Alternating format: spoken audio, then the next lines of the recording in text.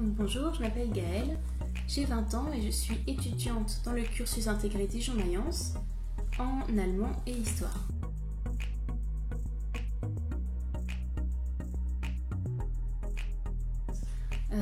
J'ai pas vraiment de préférence parce que mes rapports à l'Allemagne et à la France sont très différents. Bon, la France, c'est le pays dans lequel je suis née, c'est le pays où il y a ma famille. Et l'Allemagne, c'est le pays que j'ai appris à connaître, que j'ai appris à aimer. C'est le pays dans lequel j'ai fait plein de voyages, avec lequel j'ai eu plein de correspondants et dans lequel j'ai eu des expériences vraiment inoubliables. Ce sont deux villes qui se ressemblent, je trouve. Ce sont deux villes qui ont à peu près la même taille, deux villes viticoles, deux villes chargées d'histoire. On a les ducs de Bourgogne à Dijon, on a Gutenberg à Mayence, mais c'est deux villes qui ont chacune des spécificités, plus culinaires à Dijon avec le moutarde et le cassis. Et à Mayence, on a la chance d'avoir le Rhin qui est quand même magnifique, alors qu'à Dijon, on a à la limite le Lakir, mais ça fait vraiment pas le poids. Et à Mayence, surtout, il y a le carnaval et c'est vraiment quelque chose qu'il faut faire une fois dans sa vie. Donc moi, ce que je connais surtout du mode de vie allemand, c'est tout ce qui touche au monde universitaire. Et là, je dois dire que je préfère quand même l'Allemagne.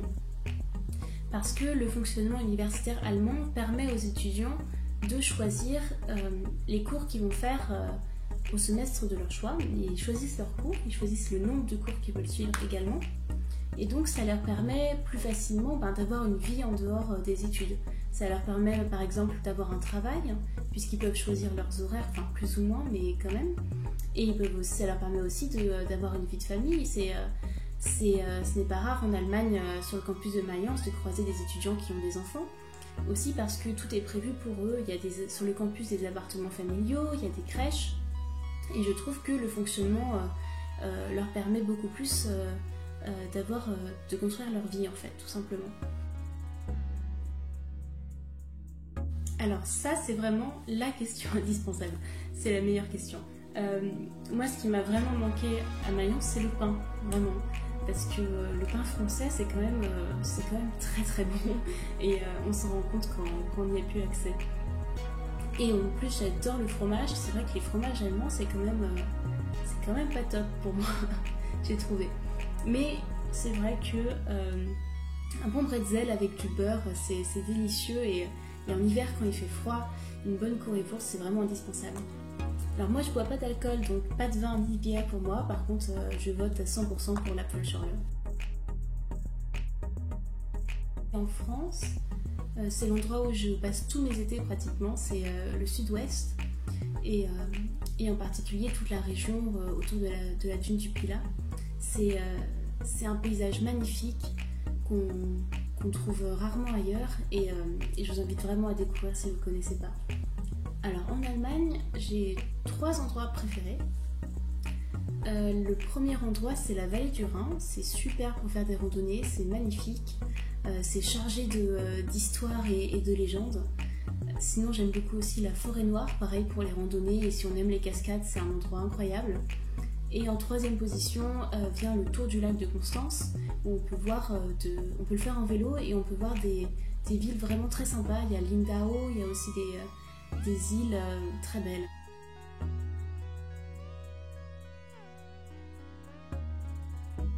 Pour moi, si on a le choix, c'est évidemment les études binationales le mieux.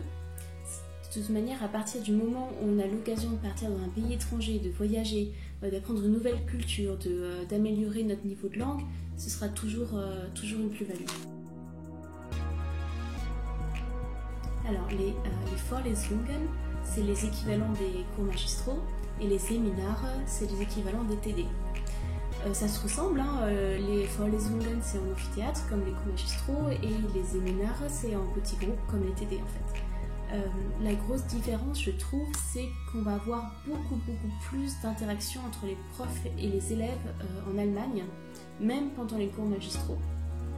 Et surtout, toujours pendant les cours magistraux, ce qui nous a beaucoup étonné au départ, c'est qu'on va voir assez peu d'élèves prendre des notes. Alors ça paraît un peu étrange, mais en fait les professeurs allemands préfèrent largement qu'on écoute, qu'on pose des questions et qu'on interagisse avec eux plutôt que on prenne des notes.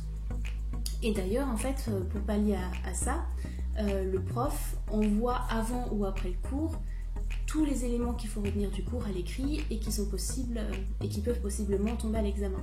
Donc en fait, on n'a pas le stress de ah mince, j'ai pas entendu cette phrase-là, j'ai oublié de la noter, bon, est-ce que toi tu l'as? Ça n'existe pas et on peut en Allemagne se concentrer sur ce que dit le prof et poser les questions qu'on veut poser. Ah, les mini-mémoires allemands. Alors ça, toute personne qui a fait ses études en Allemagne connaît ça. C'est un travail à réaliser pour le TD et c'est un travail que l'on réalise la plupart du temps pendant la pause qu'il y a entre 2 semestres. Comme on n'a pas de cours pendant cette pause, on se consacre uniquement à ces mini-mémoires. Les profs attendent un travail très poussé, un travail qui demande beaucoup de recherche, beaucoup de rigueur, beaucoup de méthode.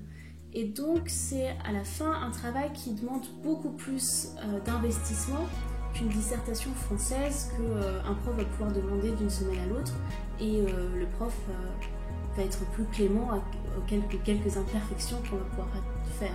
C'est pas le cas des mini-mémoires allemands qui le prof attend que ce soit le plus parfait possible en fait. Donc en soi, les mini-mémoires allemands demandent plus de temps et sont plus stressants à faire, mais en même temps ça m'a permis d'acquérir une méthode de travail, une méthode de recherche qui me sert énormément aujourd'hui. Entre ma vie étudiante à Dijon et ma vie étudiante à Mayence, la question est très très vite répondue parce que je n'avais pas de vie étudiante à Dijon puisque à Dijon j'habite chez mes parents. Et avoir une vie étudiante quand on habite chez ses parents, c'est pas vraiment l'idéal, c'est un peu compliqué. Donc surtout que mes parents habitent loin du campus, donc c'était vraiment difficile pour moi de participer à tous les événements qui avaient lieu. Alors qu'à Mayence, j'avais des colocataires géniales et elles m'ont vraiment fait découvrir ce que c'était qu'avoir une vie étudiante. Donc pour moi, c'est Mayence. Bon, vous l'avez compris, des Saturday Night à Dijon, j'en ai pas fait tellement. J'en ai fait à Mayence avant le Covid, j'en ai fait quelques-unes. Et c'était très sympa parce que Mayence, c'est une ville universitaire qui regroupe beaucoup d'étrangers.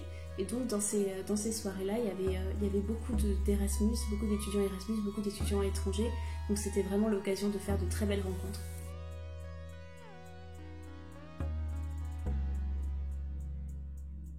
Donc, tout d'abord, il faut être conscient que le cursus intégré, ça va demander plus de travail qu'une licence classique. Puisque dans le cursus, on fait 2 licences, donc forcément, on a plus de travail que les autres étudiants. Ça, c'est inévitable, il faut être prêt à l'assumer. Ensuite, il faut quand même avoir un bon niveau d'allemand parce qu'on va étudier en Allemagne et en dehors de savoir se débrouiller dans un pays étranger, les cours sont en allemand. Donc, il faut quand même pouvoir être assez à l'aise pour pouvoir suivre facilement ou le moins difficilement possible les cours. Et enfin, il faut être curieux. Il faut avoir envie de découvrir une nouvelle culture, il faut avoir envie de rencontrer de nouvelles personnes. Ouais, vraiment, la curiosité, c'est quelque chose de primordial quand on veut faire ce cursus. Et aussi, il faut être prêt à s'éloigner de sa famille, de ses amis.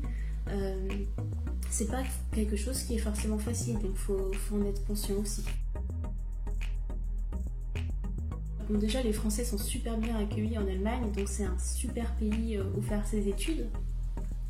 Et ça permet de s'améliorer dans la langue, ça permet de voyager, de faire des rencontres, de s'amuser.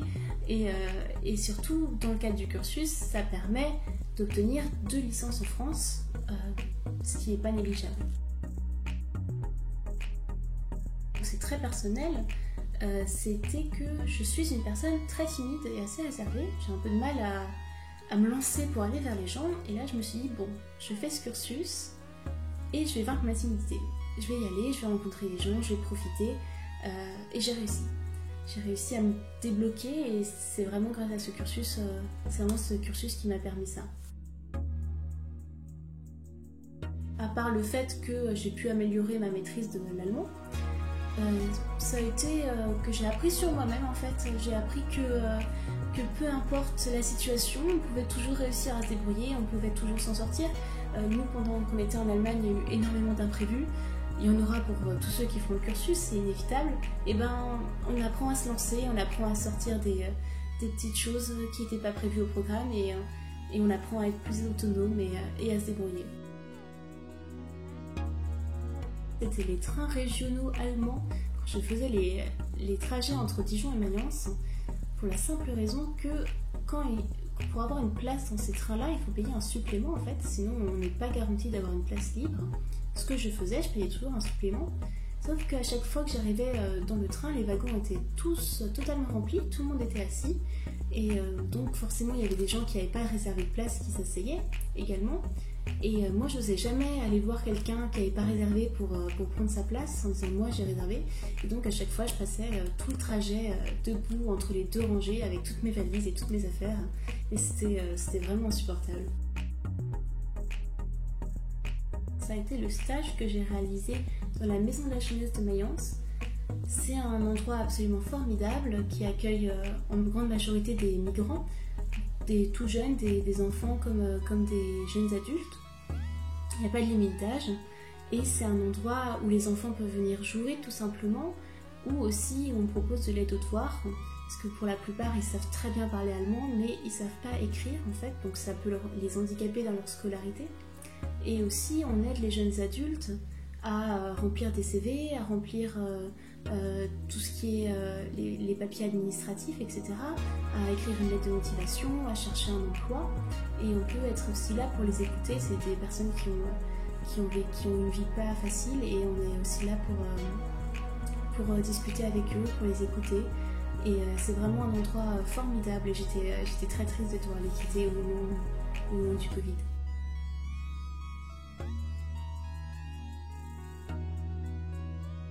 Même si j'exclus pas du tout de travailler en Allemagne si l'occasion se présente, pour l'instant j'ai plutôt prévu de continuer en France.